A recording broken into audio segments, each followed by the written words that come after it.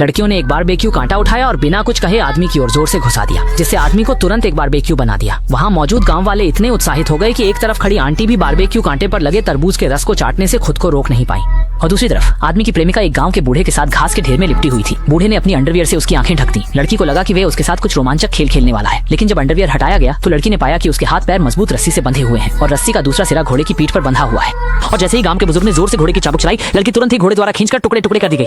मूल रूप से इस गांव के लोग सभी विकृत हत्यारे हैं, लेकिन वे कभी भी संरक्षित लोगों को नुकसान नहीं पहुंचाते। और इस समय अन्य पर्यटकों ने भी कुछ गड़बड़ महसूस की, लेकिन जैसे ही वे भागने की कोशिश करने लगे, उन्हें गांव वालों ने पकड़ लिया और एक विशाल चक्की के नीचे बांध दिया। जैसे ही गांव वाले धीरे धीरे चक्की को घुमाने लगे, लाखों टन की विशाल चट्टान तुरंत ही ओल्ड ब्लैक की ओर दबाव डालने लगी और अगले ही पल उसे दबाकर एक गिलास ताजा तरबूज का रस। जल्दी ही गांव के पर्यटक भी लगभग सभी मर चुके थे। अब केवल 2 लोग बचे थे। मुखिया ने कहा कि अगर वह अपनी प्रेमिका को खुद मार डाले तो वह उसे इस गांव से जाने देगा, लेकिन वह लड़का मुखिया की नजर बचाकर एक लात से चूल्हा गिरा देता है और फिर अपनी प्रेमिका के साथ जल्दी से इलेक्ट्रिक बाइक पर भाग जाता है। हालांकि गांव वाले ये देखकर उनका पीछा करने का कोई इरादा नहीं रखते, क्योंकि गांव के बनने के सैकड़ों सालों में आज तक कोई भी इस गांव से जिंदा नहीं निकल पाया है।